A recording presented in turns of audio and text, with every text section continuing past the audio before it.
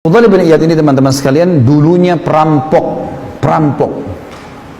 Fudail ini saking kuatnya secara fisik, ya, dia bisa merampok sendirian, teman-teman. Sendirian. Orang-orang Arab, kafilah Arab kalau lewat di tempatnya Fudail ini di daerah Irak, ya, kalau lewat mereka bilang jangan lewat malam hari. Di sini ada Fudail. Fudail ini gini ciri khasnya, teman-teman. Kalau ada kafilah lewat, dibunuh dulu, baru ampas. Jadi biar antum kasih, ini ya harta saya Fudail, jangan bunuh saya, nggak bisa, tebas dulu, nggak ada ceritanya, bunuh dulu baru ambil harta. Jadi Fudail selalu membunuh ini. Teman-teman kalau belum tahu tentang kedudukan Fudail, teman-teman, sekarang kalau antum baca buku apa saja dalam tazkiyatun nafs, pensucian jiwa, masalah keimanan, masalah taubat, pasti ada namanya Fudail ibn Iyad berkata rahimahullah. Fudail ibn Iyad ini ulama besar sekarang, dikenal. Ini dulu dia awalnya perampok, penjahat besar, bunuh orang, setiap orang lewat dibunuh sama dia.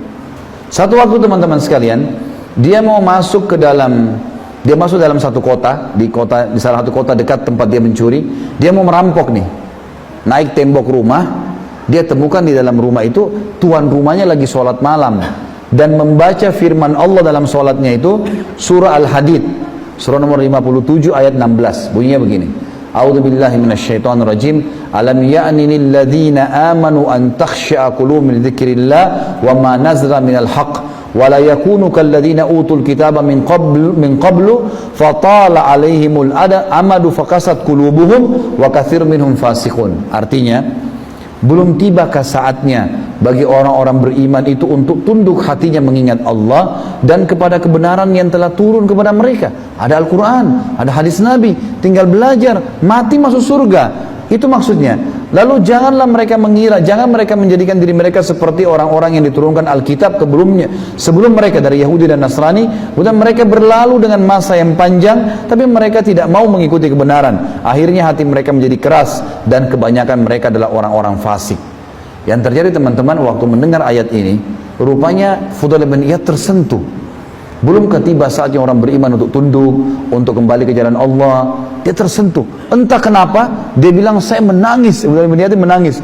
Turun dari tembok itu, enggak tahu mau kemana. Tengah malam, jalan sana sini mau kemana, gelap, nggak ada penerangan lampu tengah malam. Dia lihat ada masjid, kayak kita masjid gini, masih gelap, masuk ke masjid. Dia nggak tahu, sholat nggak tahu. Penjahat ini dulu, nggak ngerti apa-apa. Masuk masjid, duduk depan mihrab, nangis saja. Waktu menjelang subuh, marbot masjid datang, masuk masjid, pengen nyalain. Zaman dulu orang pakai minyak sama sumbu, ya, dinyala-nyalain supaya terang gitu. Kayak kita sekarang lampu gitu. Dia nyala-nyalain, si marbot ini dekat dengan mihrab, kok ada orang. Begitu dekat, Fudail bin Iyad, lari dia. Fudail bin Iyad lari. Dia lari keluar. Tidak berani masuk. Orang tahu Fudail bin Iyad ini pembunuh di masjid. Ngapain di masjid ini? Gitu kan. Ada orang-orang yang mau dalam sholat subuh datang semua. Kenapa? Ada Fudail di masjid. Tertunda sholat subuh. Tidak ada yang berani masuk.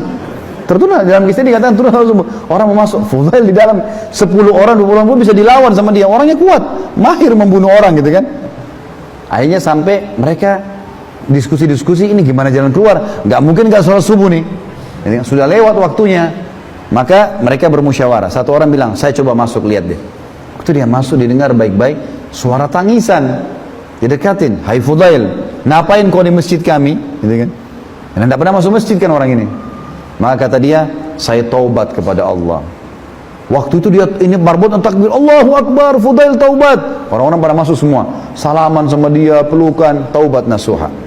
Waktu taubat, teman-teman sekalian, mulai hari itu dia baca buku-buku, dia mulai hafal Quran. Umurnya kalau nggak salah waktu itu sudah sekitar hampir 40 tahun lebih. Baru taubat nih. Mulai hafal Quran, mulai baca buku, sampai menjadi ulamanya muslimin. Fudail menjadi ulama muslimin dan terkenal kisahnya. Kalau teman-teman ketik di Google kisah Fudail bin Iyad, keluar kisah-kisah ini. Tentu banyak versinya, ya. Ini salah satu versi yang saya sampaikan. Kalau bagaimana setelah taubat dia menjadi ulama muslimin. Dan ini yang dibutuhkan teman-teman sekalian. Setelah kita berbuat salah dulu, taubat nasuha, menjadi orang baik, kemudian kita isi dengan amal-amal saleh, meninggal insya Allah kita akan masuk ke dalam surga. Allahu a'lam.